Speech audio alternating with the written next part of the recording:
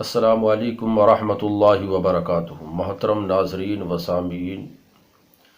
کن چیزوں سے روزہ ٹوٹ جاتا ہے یہ ہر مسلمان کو جاننا بے حد ضروری ہے کہ وہ روزہ رکھے تو یہ بھی جانے کہ کون کون سی ایسی چیز ہے جن کی وجہ سے روزہ ٹوٹ جاتا ہے اور روزہ فاسد ہو جاتا ہے۔ تو آج اس کلپ میں ہم انہی میں سے کچھ چیزوں کی نشاندہی کرتے ہیں جن کے کرنے سے روزہ ٹوٹ جاتا ہے۔ تو آپ خود بھی اس کو بغور سنیں اور دوسرے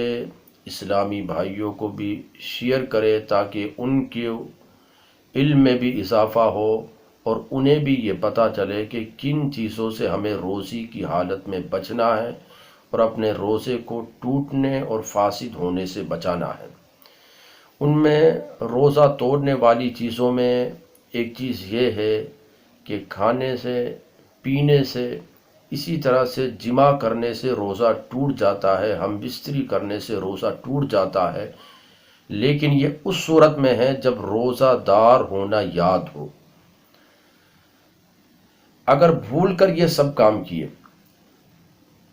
تو اس صورت میں روزہ نہیں ٹوٹتا ہے۔ اسی لیے اس مسئلے کے اندر یہ جاننا ضروری ہے کہ یہ چیز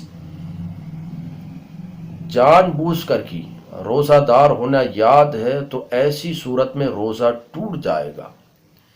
اسی طرح سے روزے کے عالم میں حقہ، سگار، سگریٹ، چرٹ وغیرہ پینے سے بھی روزہ ٹوٹ جاتا ہے،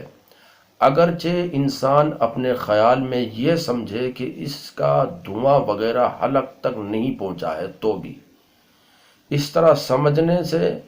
اور اپنے دل کو تسلی دینے سے صرف کام نہیں چلے گا، بلکہ اگر حقہ پیا ہے،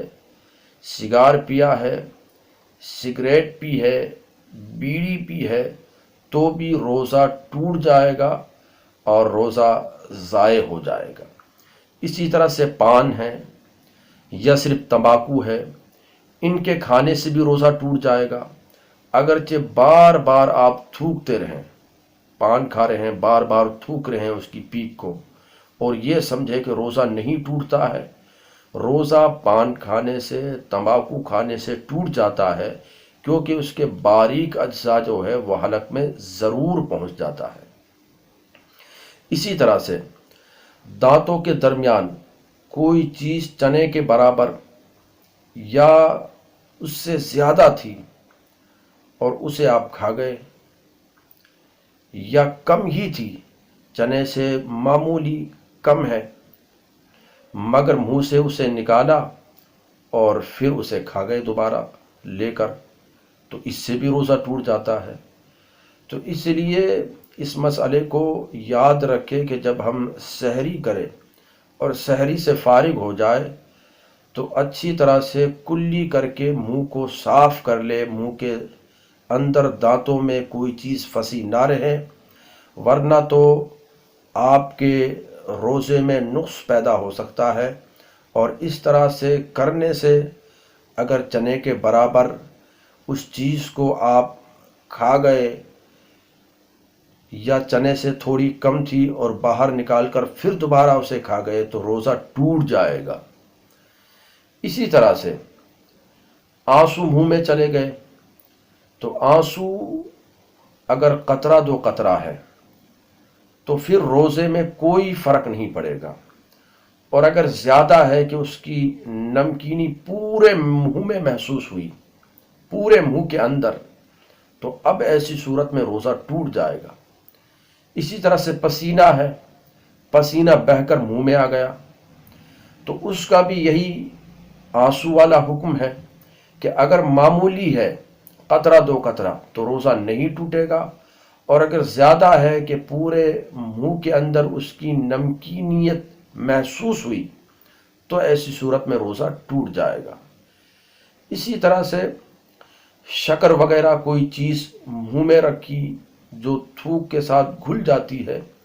اور پھر تھوک کے ساتھ اس کو آپ نگل گئے تو اس سے بھی روزہ ٹوٹ جاتا ہے۔ اسی طرح سے منہ کے اندر کوئی رنگین ڈورا رکھا جس سے تھوک رنگین ہو گیا اور پھر وہی رنگین تھوک آپ نگل گئے تو اس سے بھی روزہ ٹوٹ جاتا ہے۔ تو اس لیے روزے کے عالم میں جب ہم روزہ رکھ رہے ہو تو ان چیزوں کو بھی دھیان میں رکھے کہ کون کون سی چیز ہے جن سے روزہ ٹوٹ جاتا ہے، اور اس لیے ان چیزوں سے بچنے کی بہرحال آپ حضرات کوشش کریں۔ اللہ تبارک و تعالی ہمارے ماہ رمضان کے ان روزوں کو اور ان عبادات کو اپنی بارگاہ میں شرف قبول عطا فرمائے، اس پیغام کو دوسرے لوگوں تک عام کرے، اور اسی طرح دین کی باتیں سیکھنے کے لیے ہمارے چینل کو سبسکرائب کرے، ساتھ ہی بیل آئیکن کو دبا دے تاکہ جب بھی ہم اس طرح کی کوئی چیز اپلوڈ کرے تو آپ کے پاس اس کی نوٹیفیکیشن پہنچے اور آپ حضرات اپنے علم میں اضافہ کریں۔ السلام علیکم ورحمۃ اللہ وبرکاتہ۔